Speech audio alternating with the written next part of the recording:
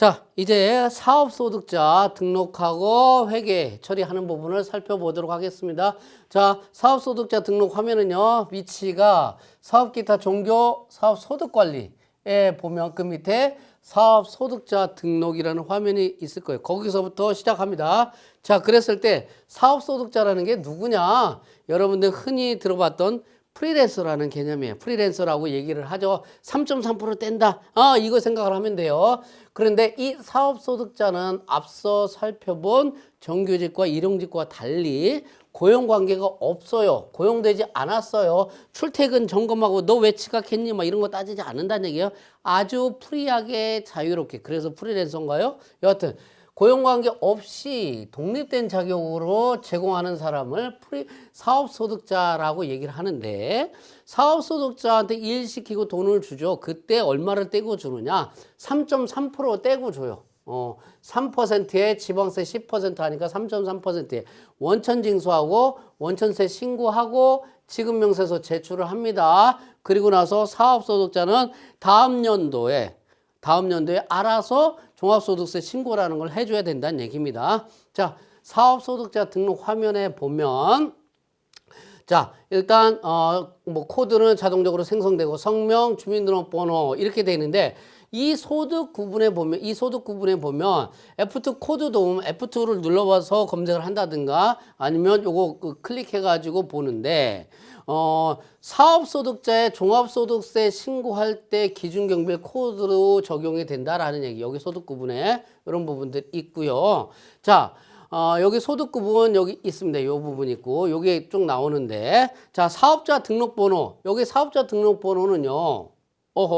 소득 구분이 85110이라고 해서 병의원일 때는 반드시 여기 써 있네. 아예 화면에 85101 병의원일 때는 필수적으로 사업자 등록번호로 입력을 해줘야 되는 거고요. 그리고 부양가족 19번 여기 나와 있는데, 이 부양가족은요, 나중에 종합소득세 하면서 설명을 하겠지만, 종합소득세 신고 장부 작성은 기본적으로 복식부기냐 간편장부냐 두 가지로 나눌 거야. 장부 작성은. 그런데 그 중에서 간편장부 대상자로서 복식부기 대상자가 아니라 간편장부 대상자로서 보험 모집이라든가 또는 방문 판매원이라든가 음료 배달원 등의 경우에 사업소득은요, 연말정산을 할 수 있다라는 얘기예요. 원래는 어떻게 해야 되는데, 종합소득세 신고라는 걸 해줘야 되는데, 간편장부 대상자로서 이 사람들의 경우에는 연말정산을 해서 끝내서 종합소득세 신고에 가름해서 신고를 끝낼 수 있다라는 겁니다. 그래서 소득 구분에서 여기 소득 구분에서 940906 그리고 940907 94908 908일 텐데 이거 좀 잘못된 것 같네요. 요거 해서 정산 적용란에다가 여기다가 1열을 선택하게 되면 활성에 대해서 요거 부양가족을 등록을 할 수 있다라는 얘기예요. 그 외에는 부양가족은 등록을 하지 않는다는 얘기예요. 이때는 연말정산할 때 여러분들이 대리하는 분들이 연말정산을 진행을 할 때 참고하기 위해서 여기다 입력을 해주고요. 그 외 사업소득자 같은 경우에는 알아서 종합소득세 신고할 때 알아서 하라는 얘기입니다. 자, 그렇게 해서 하고요. 사업소득 자료 입력에 들어가게 되면 간단해요. 사업소득자 등록에 등록된 소득자를 이렇게 불러와가지고 사업소득 지급 내역을 입력을 해주면 됩니다. 지급 내역. 자, 지급액, 소득 구분 쭉 이렇게 나와 있고요. 귀속연월 여기 지급액 쭉 입력을 해주면 되고요. 지급액을 입력하게 되면 어디 소득세라든가 지방소득세는 자동적으로 계산이 돼요. 물론 뭐 복잡한 것도 아니죠. 얼마? 800만 원에 3%네. 38에 24, 23만 원 이렇게 자동적으로 여기다가 지급액란에다가 넣게 되면 계산이 된다는 얘기고요. 이렇게 해서 반영을 다 하게 되면 이 사업소득자료 입력 화면에 입력되는 내용은 사업소득 원천징수 영수증, 원천징수 이행 상황 신고서에 자동적으로 다른 소득과 합산해서 집계가 이루어진다라는 얘기입니다. 자, 그 다음에 사업소득자의 회계 처리 마찬가지로 사업소득자한테 지급한 수수료에 대해서도 분계, 전표 입력을 해줘야 되겠죠. 어디에서?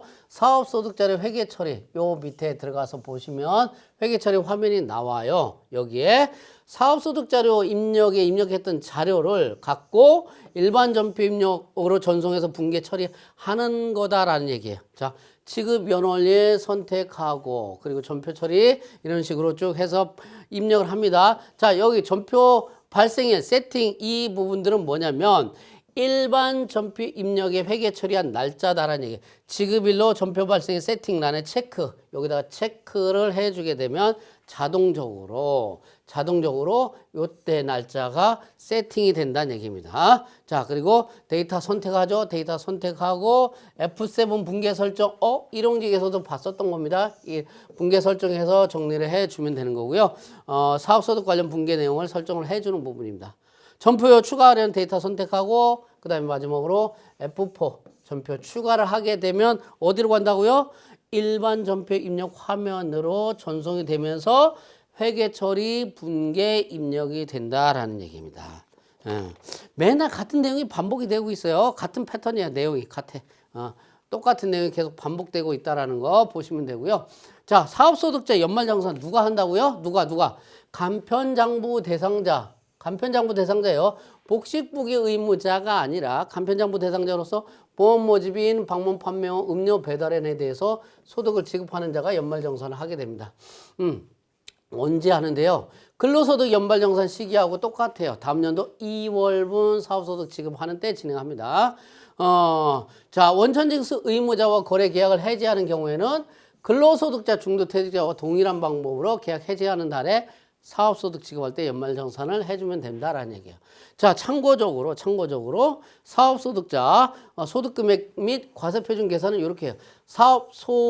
소득금액은 해당 과세기간에 지급한 수익금액이 나올 텐데 이 수익금액에다가 연말정산 사업소득률 수익금액에다가 사업소득률 곱하면 사업소득금액이 나오는데 이 소득률은 어떻게 하느냐 1 단순경비율이라는 얘기예요. 1 단순경비율이 있는데 예를 들어서 그런 얘기예요. 자, 수익금액에다가 여기에 곱하기 단순 경비율을 곱하게 되면 이 수익금액을 얻기 위해서 소요된 경비 상당액이다라는 얘기죠. 그러면 반대로 수익금액에서 수익금액 곱하기 단순 경비율만큼 빼가지고 소득금액을 계산하는 거니까 이 소득금액 계산하려면 수익금액에서 1 단순 경비율 요거를 빼버리게 되면 사업 소득률이 나올 테니까 단순 경비율은 80%다. 그러면 소득률은 몇 퍼센트가 되겠어? 20%. 그러니까 수익금액의 20%를 곱하게 되면 사업 소득금액이 나온다는 얘기예요. 그 사업 소득금액이 나온 금액에다가 여기에다가 요 사업 소득금액이 산출이 됐어요. 여기에다가 종합소득공제 그리고 그 밖의 소득공제를 차감을 해가지고 과세표준이 나오면 과세표준은 뭐라고 했어요? 세금을 부과하는 표준되는 금액이라고 했으니까 이 과세표준에다가 세율을 곱해서 적용을 하면 되겠지요. 그때 종합소득공제는 이런 부분들일 거예요. 기본공제, 추가공제 다 봤죠? 부양가족, 본인공제, 배우자공제, 자녀공제 등등등등 장애인 경로우대 등등등 봤던 거 연금보험료, 기부금 공제 그 밖에 소득공제, 개인연금, 저축, 소기업, 소상공인 이런 부분들 정리해서 합니다. 그래서 그런 소득공제를 빼버리고 그 밖에 소득공제를 빼버리게 되면 과세표준 금액이 나오고 거기다가 세율을 곱한다고 했는데 그러다 보니까 간혹 가다가 그런 질문들을 해요. 사업소득금액 지급을 할 때 3.3% 떼고 줬잖아요. 그게 3.3% 뗐으니까 그게 세금 다 낸 거 아니에요? 라고 오해를 하는데 3% 지방세 포함하면 3.3%죠. 이 3.3%는요.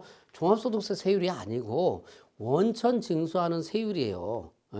소득세 세율은 몇 %예요? 나중에 배우겠지만 6%에서 45%다라는 얘기예요. 그러면 3.3% 뗀 이거는 뭐예요?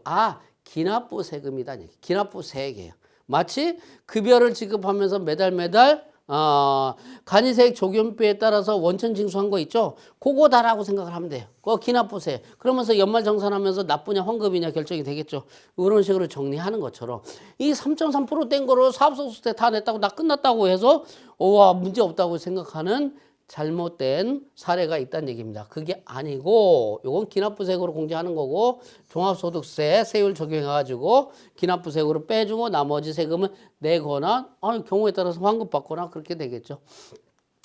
자 이렇게 된다는 얘기고요. 사업소득자 연말정산 서식은요. 사업소득자 등록에서 소득구분이 보험설계 등인 경우에 방문 판매와 뭐 등등 경우에 연말정산 적용란에 뭘로 여러 선택한 경우 연말정산이 진행된다는 얘기죠. 사업소득자 연말정산 화면에서 코드란에다가 여기 코드란에다가 커서 두고 F2 하면 코드 도움창 나오죠. 여기에 누구 선택해가지고 체크를 해가지고 그런 다음에 FU 소득자를 불러오기를 클릭해서 반영을 합니다. 그러면 근로소득자 뭐 했어요? 연말정산 추가 자료 입력 화면이 있었죠. 여기서 연말정산 했었죠. 여기에서 입력하는 동일한 방법으로 해서 입력하면 정리가 될 거다라는 얘기예요. 간단하게 정리가 될 거고요. 자, 그 다음에 지급명세서 제출하는데 사업소득 간이 지급명세서예요. 사업소득 간이 지급명세서 언제까지 하라고요? 지급일이 속하는 달에 다음 달 말까지는 항상 제출을 해줘야 된다. 그래서 사업소득이 발생이 했다 그러면 다음 달 말에 제출하는 거 깜빡 잊고 미제출하거나 그런 사태가 발생되지 않도록 주의하셔야 된다는 얘기입니다.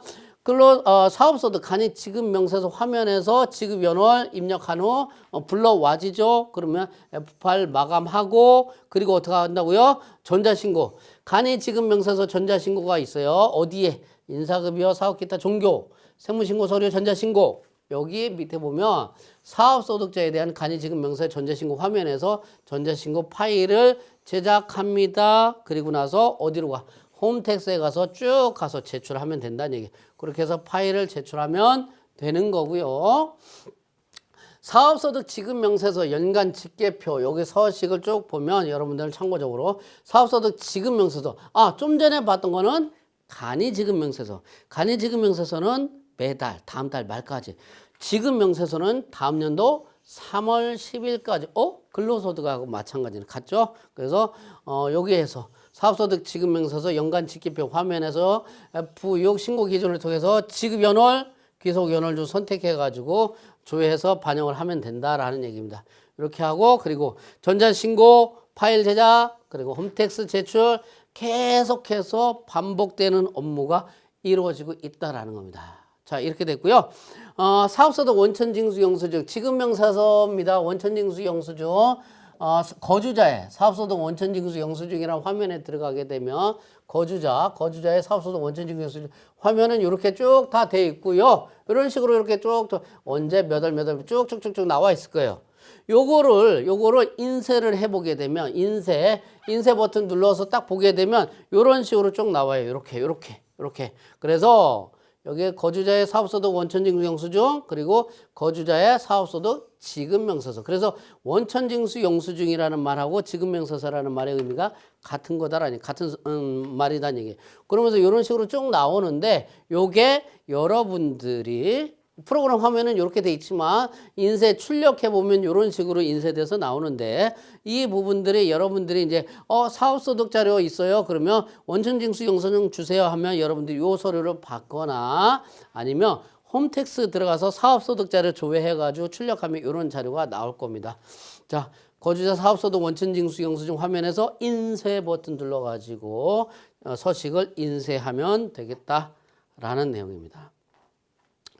자, 그리고 이제 마지막으로는 이자 배당, 기타 소득에 대한 원천 징수 있는데 이거는 구체적으로 설명 안 해도 여러분들 화면에 들어가면 심플하게 정리를 할 수 있어요. 어디가 있냐면 자, 인사급여, 사업 기타 종교.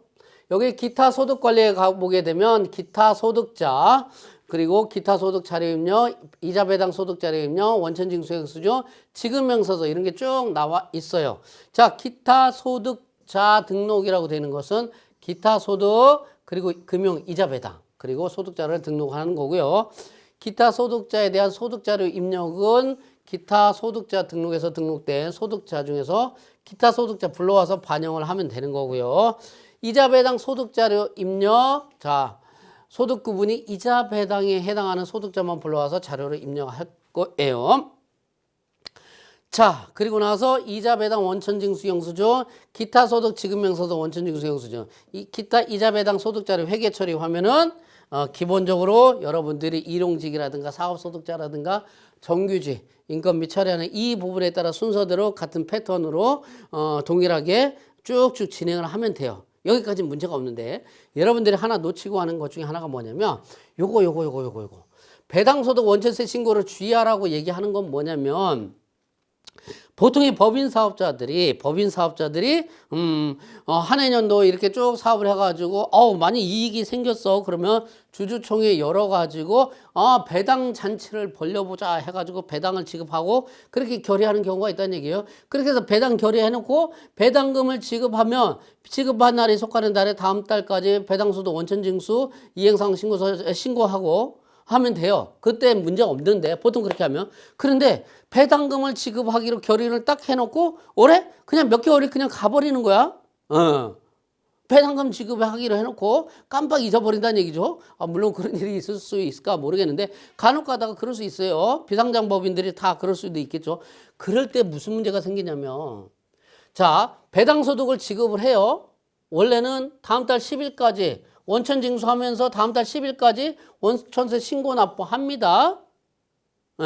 특히 이제 3월 달에 정기 배당을 결의해요. 그래서 다음 달에 배당금을 지급했다고. 그러면 그 다음 달 10일까지 원천세 신고하면 되는데 세법에는요. 배당을 결의했어요. 그리고 나서 배당 소득을 만약에 6월 말까지 지급하지 않았다. 그러면 배당금을 지급하지 않았으니까 원천징수 할 게 없으니까 원천세 신고도 누락해버리는데 세법에서는 배당 결의를 하고 배당 소득을 6월 말까지 지급 안 했다? 그럼 6월 말까지 지급한 걸로 간주해버립니다. 간주해버려서 언제까지? 6월 말까지 지급한 걸로 보니까 언제까지? 다음 달 10일이니까 7월 10일까지는 원천세를 신고 납부해줘야 된다라는 것을 빠뜨리지 않고 가야 되는 게 뭐냐면 배당 결의해놓고 배당금 지급 안 하고 그냥 세월이 흘러가는 세법에서는 야 그러거나 말거나 배당금 지급한 걸로 간주할게. 그래서 배당소득세 내라 라고 규정을 하고 있다라는 겁니다. 여러분들이 요거 주의를 좀 하셨으면 좋겠습니다. 여기까지 정리하고요. 다음 시간에 퇴직소득 관련해서 처리 방법 알아보겠습니다.